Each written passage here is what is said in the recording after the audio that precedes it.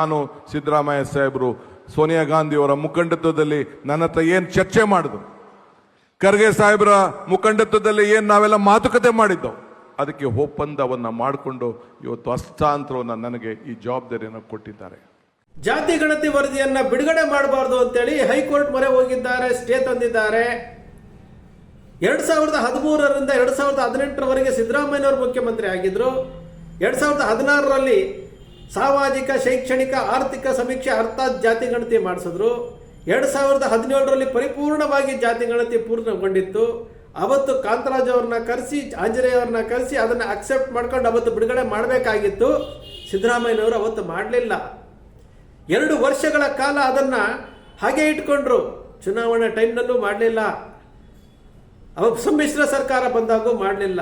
10 ವರ್ಷಗಳ ನಂತರ ಮತ್ತೊಮ್ಮೆ ಸಿದ್ದರಾಮಯ್ಯನವರು ಮುಖ್ಯಮಂತ್ರಿ ಆದ ನಂತರ ವಿರೋಧಗಳು ಇವತ್ತು ಯಾರು ಸ್ಟೇ ತಂದಿದ್ದಾರೋ ಅವರು ಅವತ್ತೇ ಕಾರ್ಯಕ್ರಮಗಳನ್ನು ಮಾಡಿ, ಸಭೆಗಳನ್ನು ಮಾಡಿ, ಅವೈಜ್ಞಾನಿಕ ಜಾತಿ ಗಣತಿ ಅಂತೇಳಿ, ಅವೈಜ್ಞಾನಿಕ ಸಮೀಕ್ಷೆ ಅಂತೇಳಿ ಏನು ಗುಲ್ಲೆಬ್ಬಿಸಿ ರಾಜ್ಯಾದ್ಯಂತ ಏನೋ ಒಂದು ವಿಚಾರಗಳನ್ನು ತೆಗೆದುಕೊಂಡು ಬಂದು ಅವತ್ತು ಸ್ಟಾಪ್ ಮಾಡಿದ್ರು. ಮತ್ತೊಮ್ಮೆ ಸೆಪ್ಟೆಂಬರ್ ತಿಂಗಳಲ್ಲಿ ಸಾಮಾಜಿಕ ಶೈಕ್ಷಣಿಕ ಆರ್ಥಿಕ ಸಮೀಕ್ಷೆ, ಮನೆ ಸಮೀಕ್ಷೆ ಆಯಿತು. ವರದಿ ರೆಡಿ ಇದೆ. ಮುಖ್ಯಮಂತ್ರಿಗಳಾಗಿದ್ದಂಥ ಸಿದ್ದರಾಮಯ್ಯನವರು ಸೆಪ್ಟೆಂಬರಲ್ಲಿ ಆಗಿರುವಂಥದ್ದು ಕೊನೆ ಪಕ್ಷ ಜನವರಿ ಫೆಬ್ರವರಿನಲ್ಲಾದರೂ ತೆಗೆದುಕೊಂಡು ಅದನ್ನು ಅಕ್ಸೆಪ್ಟ್ ಮಾಡಿಕೊಂಡು ಕ್ಯಾಬಿನೆಟ್ ಮೇಲೆ ಇಟ್ಟು ಏನು ಸಾರ್ವಜನಿಕವಾಗಿ ಬಿಡುಗಡೆ ಮಾಡಿಸಿದ್ರೆ ಅದಕ್ಕೊಂದು ಅರ್ಥ ಬರ್ತಿತ್ತು.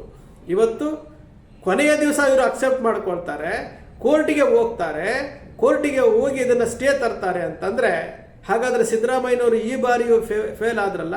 ಅವತ್ತು 165 ಕೋಟಿ, ಇವತ್ತು 1000 ಕೋಟಿ. 160 ಕೋಟಿ ಅವತ್ತು ಹಾಳಾಯ್ತು, ಇವತ್ತು 1000 ಕೋಟಿ ಹಾಳಾಗೋಯ್ತು.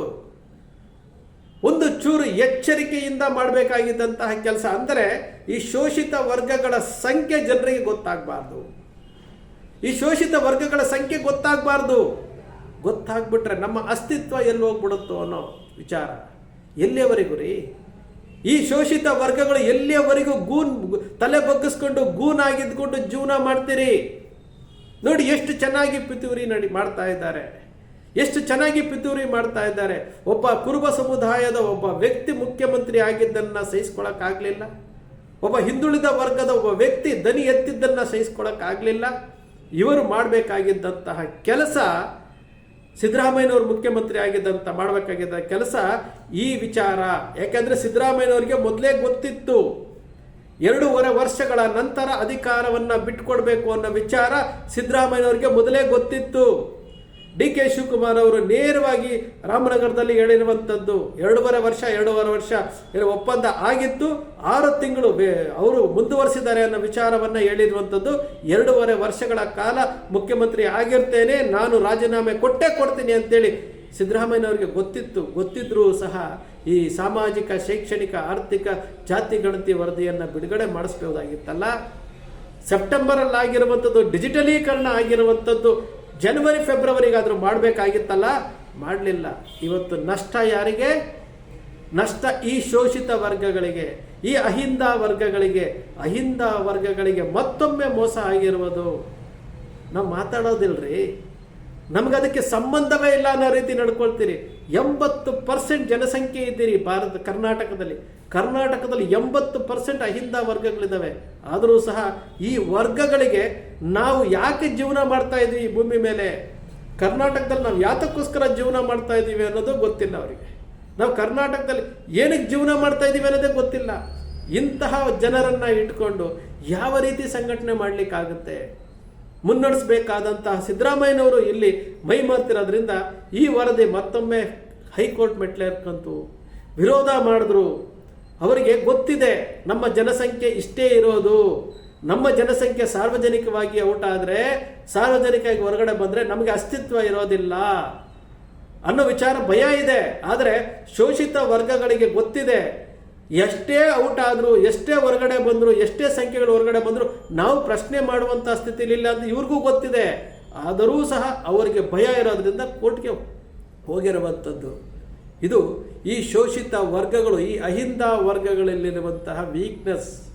ಈ ಅಹಿಂದ ವರ್ಗಗಳನ್ನು ವೋಟ್ ಬ್ಯಾಂಕ್ ಆಗಿ ಬಳಸ್ಕೊಳ್ತಾ ಇರುವಂಥದ್ದು, ಈ ಅಹಿಂದ ವರ್ಗಗಳಿಗೆ ಬೇಕಾದಂಥ ಸವಲತ್ತುಗಳನ್ನು ಕೊಡದೇ ಇರುವಂಥದ್ದು, ಇದು ಈ ವರ್ಗಗಳಿಗೆ ಸೇರುವಂತಹ ದೊಡ್ಡ ಶಾಪ ಅನ್ಬೇಕು. ಎಲ್ಲಿವರೆಗೂ ರೀ?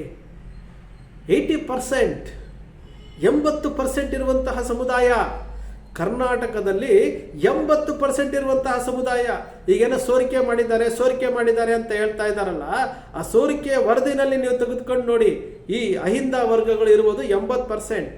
ಈ ವರ್ಗಗಳಿಗೆ ಅವರ ಶಕ್ತಿ ಅರ್ಥ ಆಗ್ತಾ ಇಲ್ಲ. ನಾವು ಏನು ಮಾಡ್ತಾ ಇದ್ದೀವಿ ಅನ್ನೋದೇ ಅರ್ಥ ಆಗ್ತಾ ಇಲ್ಲ ಅವರಿಗೆ.